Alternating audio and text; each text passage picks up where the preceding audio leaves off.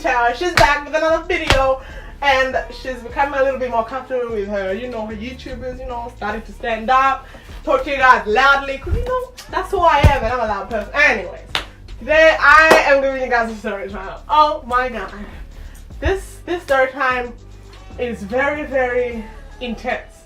So if you are 18 and under, do not listen, It's there's blood, there's heartbroken, there's everything in this story time. So if you feel like you're not ready, please remove yourself and come back later when you have given yourself a strong heart. Anyways, this story time happened last year. So last year, my father. These things make me very they make me reflect in life and say, oh my god, thank you Jesus that I'm not dead. Here's how it goes. I'm the driver here. I'm driving with a music member, 2 music members, right? I have a music member, let's name him Lincoln, just because I'm watching Prison Break at the moment. No, let's call him Michael, yes, because Michael's the main character. Oh my god, I love Michael. Anyway, a married man and a single guy, right? This guy's my best friend. We're good friends. You don't know who you is. I love you so much. Anyways, we're in the car with Michael and Lincoln, right? And we're coming from music practice, right? And I'm the driver. I drop Lincoln home first. So I'm dropping Lincoln home, and when Lincoln's inside, I'm gonna take Michael home. I turn the car on. Car's not turning on, right? So I'm like, the devil needs to leave right now. Keep in mind, what time is it? It is around, it's nighttime, okay? It's nighttime. My dad's at home. Her daughter, I'm the only daughter at home. 8 brothers, only girl. And the parents are at home. They think that I'm at music practice, but I'm stranded at bloody Lincoln's house because my car has stopped. Michael's like, do we have a starter? We tried to start it up, nothing's working. So I'm like, I need to call somebody to help me, you know what I mean? I can't sleep here. It's like 10 p.m. now. We've been sitting in the car doing nothing. Now Michael's brother shows up because he's dropping Lincoln's wife home, right? For some reason. He comes and he's like, what you guys doing in the car at this time? Why are you not home? And we're like, it's a long story, alright? So let's call this guy.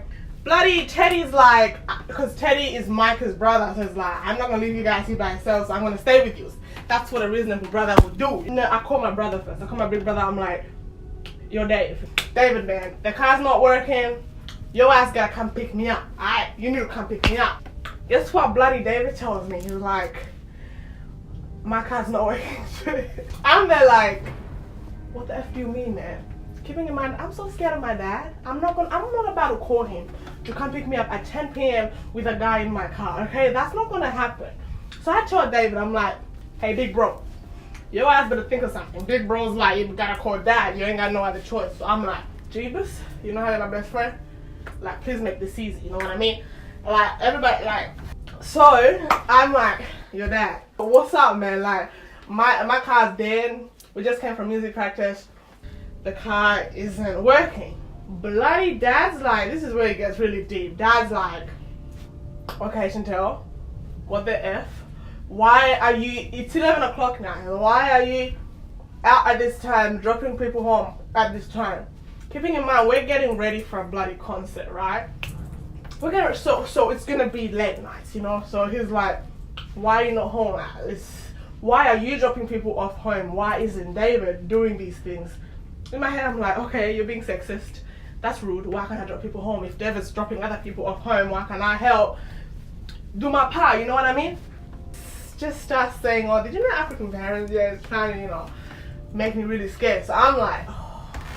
And I got attitude sometimes. So I'm like, okay. So I hang up, call David. I'm like, Dave, Dad, bruh. And then David's like, yeah, Dad, I know. I'm like, Dad, where you is at? Like, you coming?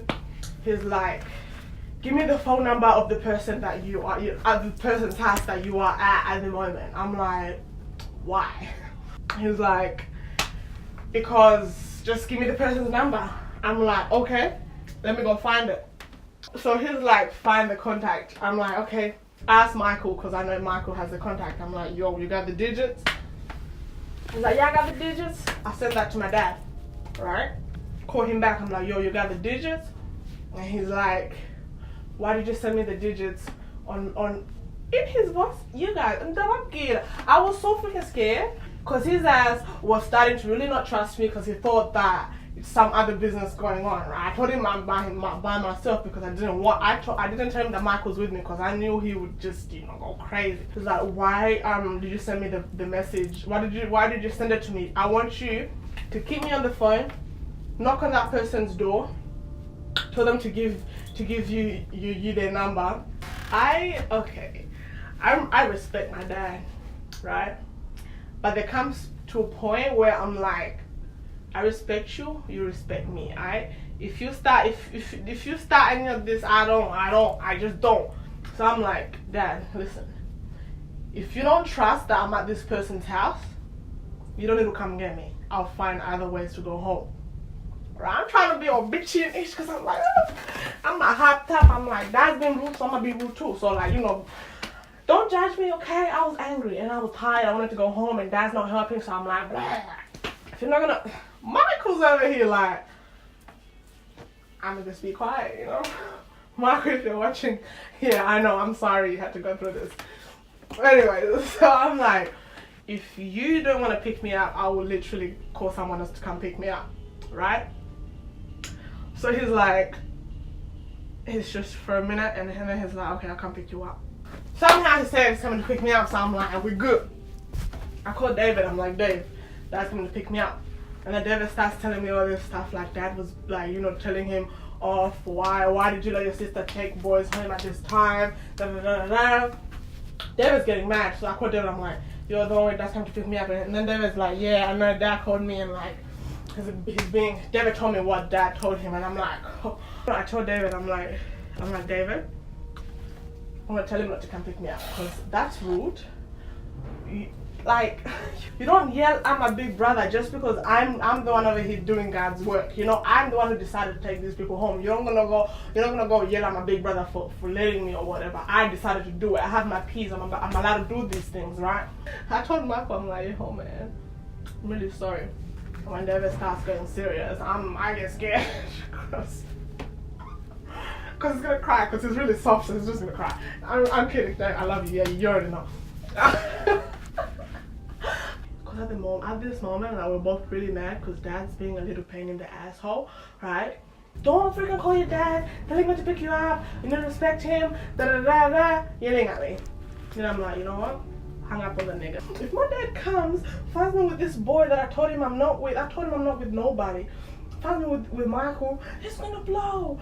And he's already mad that like I'm taking people home at this time. I'm literally about to cry. I'm in the car with Michael. At this point, Michael's like, don't worry, like your dad will come, we'll talk to him, da da da. And I'm like, I open the door, I get out, and like I go through this. This is where I ruined every single thing. Homegirl freaking walks down the street, turns right, sits on the curb. In my mind, I'm like, my dad's about to come. I told Michael, I was like, Michael, please go home with your brother. Your brother has a car here. Go home with him. Leave me here, because if my dad comes and finds you, he's gonna go off, right? So, and then Michael's like, Shantare, you're my friend. I'm not about to leave you in the car by yourself at 12 a.m. For what? For who? For where? Where are we? We're in Davron Park or something. It's not me. He was like, I'm not about to leave you here. If Dad comes right now, and I'm all the way here, I'm not at the car, it's gonna kill somebody. You know what made it worse? Bloody Michael, yeah? Being a good friend, gets out of the freaking car, follows me to the freaking curb that I was sitting at. You know what, I'm like, if Dad freaking finds you here with me, we're literally sitting here chilling. He gonna be like, something's going on. Michael gets a call from Teddy, his brother that was still in my car. He's like, yo, her dad's here. Her dad is here. I start laughing. I was really angry, but then I start laughing. Because I know that there's no way out. My dad's gonna kill somebody. I'm like, Michael, you need to come with me. Like, you need to walk with me to the freaking car because you can't stay by yourself. And then Michael's like, he's really scared. Oh my God, he's really scared. I've seen niggas that come to see my dad and they're shaking. Don't freaking be telling me that your ass wasn't scared. You were scared. So Michael's like, okay. And the thing of his face, he was so scared. It was so cute. I'm sorry, man. Start walking. I'm telling him like with the lowest voice. I'm like, the quietest voice. I'm like, don't worry, man. It's all gonna be good. Like, just we'll get to my dad. Bloody Micah shakes dad's hand. Dad, guess what? My dad, homeboy starts smiling and laughing like he weren't mad at me and ish. I'm like, in my head, I'm like, nigga, why are you running at this boy when I know your ass is mad? When I know you're about to blow off his head. So right now we're all together. Dad has said hi to the two boys. In his head, he's probably like, this bitch told me she ain't with no niggas, but she with two niggas? Stop it. Alright, anyways. So he's like, I brought the thingy that connects cars and like the car starts working and stuff. So like we try it. When the car starts working, I'm telling Michael, I'm like, I can't. Do you remember this, Michael? Oh my God. I'm like, Michael, I can't go home with my dad in the same car. I would literally faint.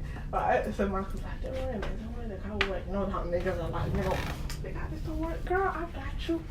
So like, we start the car and the car works. Can I just tell you? I was the most happiest girl in that moment. You know how I was angry a few minutes ago? I was so freaking happy because I wasn't about to go home in the same car as my dad. Moral of the story, guys, like honestly, what I want to teach you guys with this story is to honestly just remember that your parents, all they want for you is the best. In that moment when my dad saw that I was actually fine and these two boys were actually looking after me, I'm pretty sure he was happy, hence why he didn't bring it up. He hasn't brought it up ever again. Honestly, just respect your parents. Listen to what they say, because one day you are going to have all the freedom that you're thinking that you need. You don't actually need all that. Like, honestly, just respect your parents. Listen to what they say. I know sometimes they do go overboard. Like, in my case, like, I was literally just trying to help people. Your parents can be really tough sometimes, but they're the only people who truly love you from inside. Ain't nobody else really care about you as much as your parents do. Like, honestly, another thing that I want to remind you guys is that, like, love your parents back, man. You need to pamper them, show them all the love show them more love than they're giving you. You know, if your mom likes that perfume, get it. But if your mom likes that watch, if your dad likes, you know, just pamper them, because honestly, when they're gone, you're gonna be like, what? I really need my parents more than I thought I did. Your parents are basically your second gods, you know what I mean? Like, God's first and then it comes your parents, because what would you do without your parents? Honestly, when you were little, they paid for everything. So when you grow up, pay for everything for them, you know, because, you know, all you can do is give love back. Just, you know, yeah, those things that YouTubers do. Go subscribe, bloody follow me, bloody follow me on Instagram, Snapchat, Facebook. That's where all my life. Snapchat, that's where you're gonna see how my life's going. Share, please share with your friends, share with your family. Let them know the time she suddenly died, the time she actually died inside and resurrected the next day. I hope you're having a good morning, evening, afternoon, whatever time it is in your city, because I know it's not only Adelaideans that watch my videos. I hope you have a good one, whatever time it is in your city. Peace. Hey. She's still alive. That's the important thing.